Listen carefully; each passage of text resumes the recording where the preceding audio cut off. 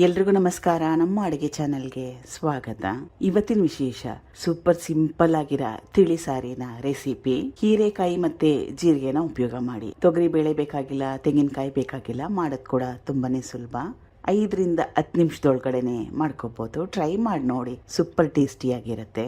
ಮೊದಲನೇ ಸ್ಟೆಪ್ ಅಲ್ಲಿ ಬಾಣಲೆ ಇಟ್ಕೊಂಡಿದ್ದೀನಿ.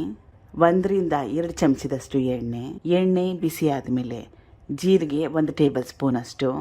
ಜೀರಿಗೆನ ಸುಮಾರು 20 ಸೆಕೆಂಡ್ ಅಷ್ಟು ಬಿಸಿ ಮಾಡ್ಕೋಬೇಕು.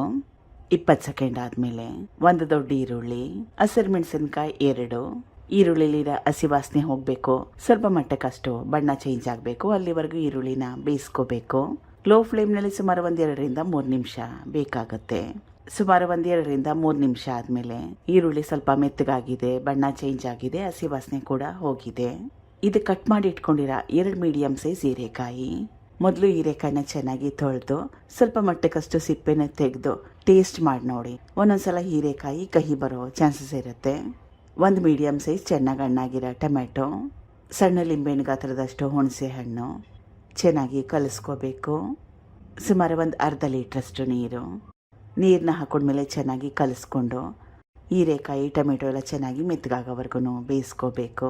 ಸುಮಾರು 7ರಿಂದ 8 ನಿಮಿಷ ಬೇಕಾಗುತ್ತೆ. ಗ್ಯಾಸ್ ಸ್ಟವ್ ಸಣ್ಣ ಉರಿಲಿ ಇಟ್ಕೊಂಡ್ರೆ ಸುಮಾರು 7ರಿಂದ 8 ನಿಮಿಷ ಆದ್ಮೇಲೆ ಹೀರೆಕಾಯಿ ಟೊಮೆಟೊ ಎಲ್ಲ ತರಕಾರಿಗಳು ಚೆನ್ನಾಗಿ ಬೆಂದಿದೆ, ಮೆತ್ತಗಾಗಿದೆ. ಇದನ್ನ ರುಬ್ಕೋಬೇಕು. ತುಂಬಾನೇ ಜಾಸ್ತಿ ಬಿಸಿ ಇದೆ, ತಣ್ಣಗಾಗ್ಲಿ. ಈಗ ಬೇಯಿಸಿಟ್ಕೊಂಡಿರೋ ಹೀರೆಕಾಯಿ ಟೊಮೆಟೊ ಈರುಳ್ಳಿ ಎಲ್ಲ ತಣ್ಣಗಾಗಿದೆ. ರುಬ್ಕೋತಾ ಇದ್ದೀನಿ. ತುಂಬಾನೇ ಜಾಸ್ತಿ ನೀರು ಹಾಕಿ ಬೇಯಿಸ್ಕೊಂಡಿದ್ರೆ ಎಕ್ಸ್ಟ್ರಾ ನೀರನ್ನ ತೆಗೆದ್ಬಿಡ್ಬೇಕು. ರುಬ್ಬಕ್ಕೆ ಎಷ್ಟು ಅವಶ್ಯಕತೆ ಇದೆ ಅಷ್ಟೇ ನೀರನ್ನ ಉಪಯೋಗ ಮಾಡಿ. ಮುಚ್ಚಳ ಮುಚ್ಚಿ ರುಬ್ಕೋಬೇಕು. ರುಬ್ಕೊಂಡಿದ್ದಾಗಿದೆ. ಮತ್ತೊಮ್ಮೆ ಬಾಣಲೆ ಇಟ್ಕೊಂಡಿದ್ದೀನಿ.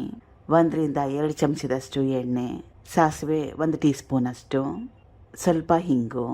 ಸಾಸಿವೆ ಚಿಟಪಟ ಅಂದ ನಂತರ ಕುಟ್ಟಿಟ್ಕೊಂಡಿರೋ ಬೆಳ್ಳುಳ್ಳಿ ಸುಮಾರು 8ರಿಂದ 10 ಸಿಲ್ಲಗಳನ್ನ ಉಪಯೋಗ ಮಾಡಿದ್ದೆ. ಒಣಮೆಣಸಿನ್ಕಾಯಿ 2, ಕರಿಬೇವಿನ ಸೊಪ್ಪು. ಬೆಳ್ಳುಳ್ಳಿಲಿರೋ ಹಸಿ ವಾಸನೆ ಹೋಗೋವರೆಗೂ ಬೇಯಿಸ್ಕೋಬೇಕು.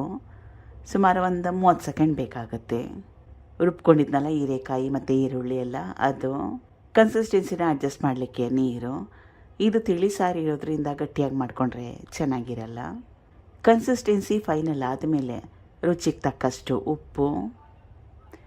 ಇದು 1 ಟೇಬಲ್ ಸ್ಪೂನ್ ಅಷ್ಟು ಹುಳಿ ಪುಡಿ ಅಥವಾ ಸಾರಿನ ಪುಡಿ, ರಸಂ ಪುಡಿ ಯಾವುದನ್ನಾದರೂ ಸೇರಿಸ್ಕೋಬೋದು. ಚೆನ್ನಾಗಿ ಕಲಿಸ್ಕೊಂಡು ಕುದಿಸ್ಕೋಬೇಕು. ಈಗ ರುಚಿಕರವಾಗಿರೋಂಥ ಹೀರೆಕಾಯಿ ಜೀರಿಗೆ ತಿಳಿ ಸಾರು ರೆಡಿಯಾಗಿದೆ. ಚೆನ್ನಾಗಿ ಕುದೀತಾ ಇದೆ. ಕೊನೆಯಲ್ಲಿ ಸ್ವಲ್ಪ ಕೊತ್ತಂಬರಿ ಸೊಪ್ಪನ್ನ ಕಡ್ಡಿ ಸಮೇತವಾಗಿ ಸೇರಿಸ್ಕೊಂಡ್ರೆ ಜಾಸ್ತಿ ಫ್ಲೇವರ್ ಬರುತ್ತೆ, ಚೆನ್ನಾಗಿರುತ್ತೆ. ಕೊತ್ತಂಬರಿ ಸೊಪ್ಪನ್ನ ಹಾಕೊಂಡ್ಮೇಲೆ ಮತ್ತೊಮ್ಮೆ ಕುದಿಸ್ಕೊಳ್ಳೋ ಅವಶ್ಯಕತೆ ಇಲ್ಲ. ಗ್ಯಾಸ್ ಸ್ಟವ್ನ ಆಫ್ ಮಾಡ್ಕೋಬೇಕು. ಬಿಸಿ ಅನ್ನ, ಸ್ವಲ್ಪ ಈ ತಿಳಿ ಸಾರು, ತುಪ್ಪ, ಒಳ್ಳೆ ಕಾಂಬಿನೇಷನ್. ಟ್ರೈ ಮಾಡಿ ನೋಡಿ. ಮಾಡೋದು ತುಂಬಾ ಸುಲಭ, ಡಿಫ್ರೆಂಟ್ ಆಗಿರುತ್ತೆ. ತೊಗರಿ ಬೇಳೆ ತೆಂಗಿನಕಾಯಿನ ಯಾವುದನ್ನೂ ಉಪಯೋಗ ಮಾಡಿಲ್ಲ. Thank you for watching. ಧನ್ಯವಾದಗಳು.